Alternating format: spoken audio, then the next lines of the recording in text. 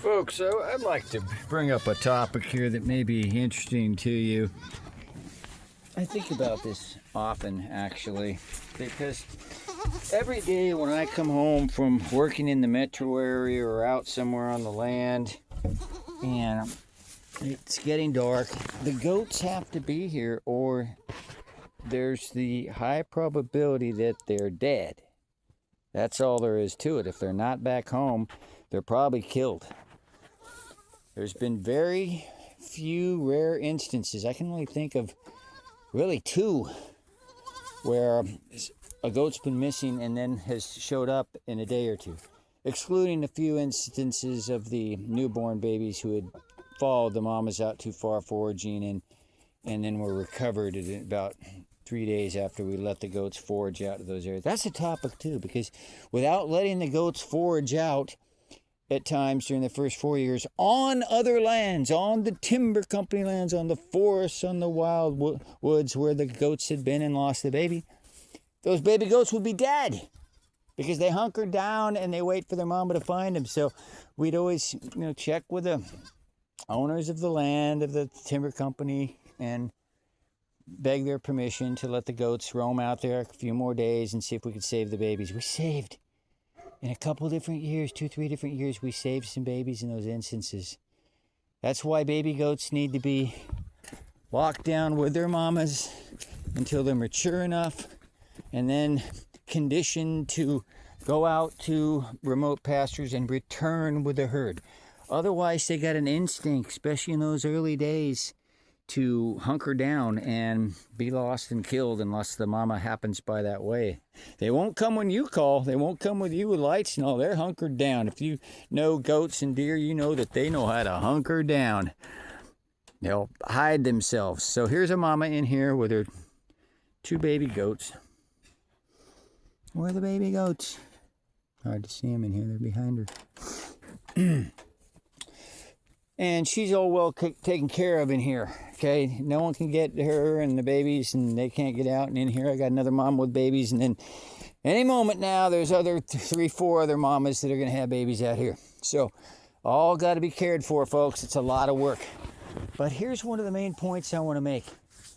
When I come home at night, I look there. I look down in here.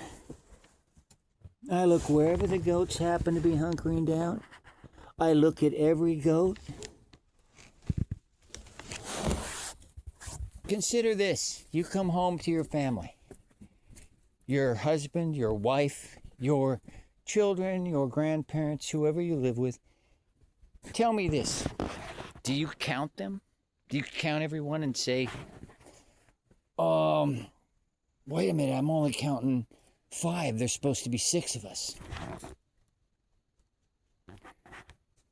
Well, I've got like a family of sometimes around 20, let's say, on average. It's been sometimes more, sometimes less. It gets reduced because of the dog attacks, folks, the killer dogs, and we're trying to really come to grips with that right now and end it to the best of our power and bring a lot of people together to help fight against these killer dogs. But let's just say at any one time, I've got 20 goats. Do you think that ever once I count them all and see if the number's right? Never. Just think about that for a while.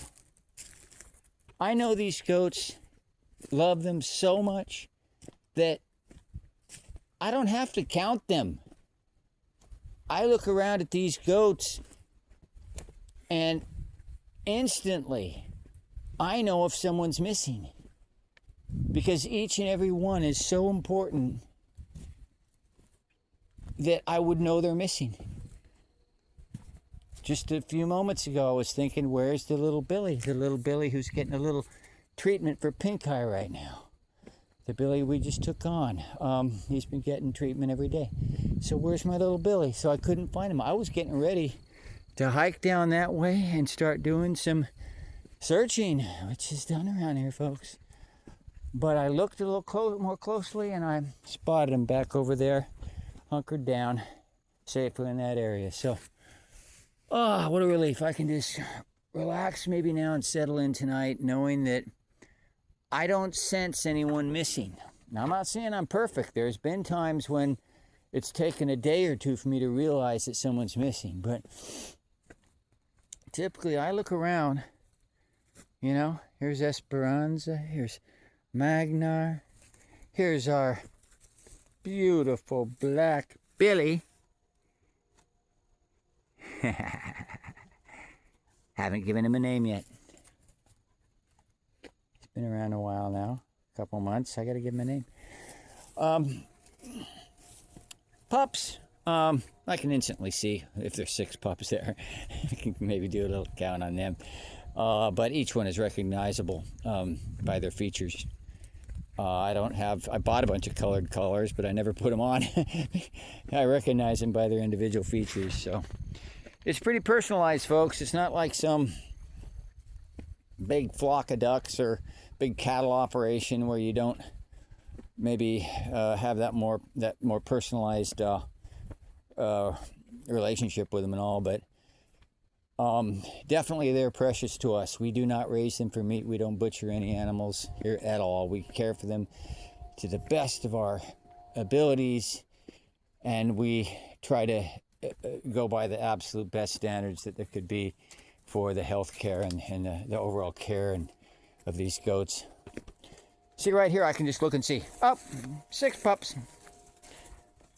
But look. We've got big fluffy white, smaller fluffy white. We've got badger face smaller, the female, badger face larger, the male. We've got little black face, and we've got little tan, all tan here. So they're all recognizable, folks. In fact, I need to grab one of these pups right now, come out and spend the night with baby goats and mama goat in the cabin where we're taking care of those babies right now, because that's part of their conditioning and training, that they spend time with a goat, especially a mama goat, because a mama goat will headbutt them and show them who's boss. Anyone that knows livestock guardian dogs understands what I'm talking about. Other people could come into this and say, "What do you mean? That's brutal. You're letting the goat headbutt the baby pup."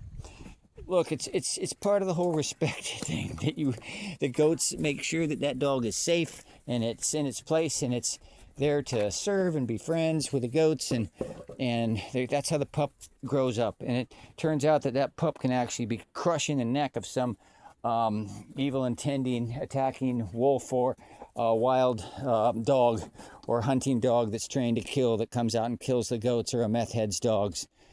So that, he doesn't feed his dogs. They come and feed on the goats and the deer. So that's what a lot of people do. They just let their dogs loose. And we want our goats to be aware that not all dogs are friendly. Well, the best thing to do is to make sure, to the best of our ability, that the goats don't come in contact with those dogs out there. That's why we invest so much in fencing and guardian animals and double fencing and doing everything we can, perimeters, interior paddocks, everything we can, security systems, everything. So that's part of the whole investment. And any of you folks who really care about the goat refuge development and caring for these goats in this way, please help with that. I mean, do what you can. I mean, contribute. It's not all about money. It's about things that we need. We got a list all the time of things that we can use to help with the cause. Right now, Ronan's out there barking at something that's out there. There's something out there. Otherwise, he's not barking, folks. Now, I'm listening in the night. I don't have heavy insulated home with a TV blaring or anything. I hear what's going on. If there's enough commotion, I'm going out to investigate. I want to know what's out there. I can't go way off the property or anything like that, but I got to go to my perimeter. I got to kind of see what's coming up on us. And last week 3 dogs charged me right on our property, and one almost hit me. It was about seriously 10 foot from me, and ran and headed it off and chased it away and around, and he would have tore into those 3 dogs, but they ran away from him. He's a big boy, and he would crush them. So keep the dogs within perimeters. This guy's very respectful of our perimeter. He doesn't go out of our perimeter. And the perimeters are getting better. There's going to be another one here. There's going to be an 8-strand electrical fence just 4 feet from this. There's those two fence lines, each with wire up to 6 foot high, both physical and electrical barriers, psychological barriers, as well as actual hard physical. If the power goes out, you still got the barrier, you know. So anyways, it's been another hard-working day, and I just really wanted to make that point, folks.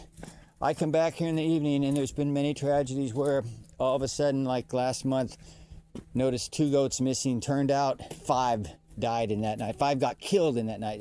There were a couple injured and a body that was displaced, and I noticed him later. But 5 goats were killed due to the dogs' attacks in mid to late December. Very tragic. They're precious, precious goats to us, and it's a horrible thing that happened on the night that a pack of hunting dogs were down here. It was a crazy thing, and they attacked me and the pup, the little tan pup, the one I just let out here. That little tan pup was down there with me, and he was going to get attacked.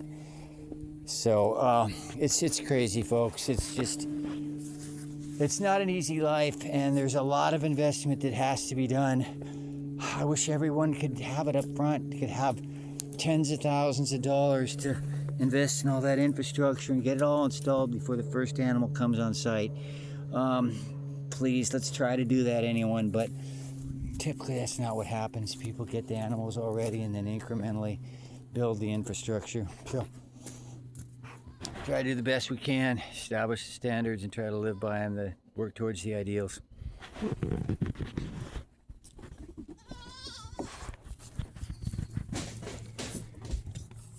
Right, little goats? Snuggle bunny goatskis. A lot of the little goats, they like to cuddle up together here.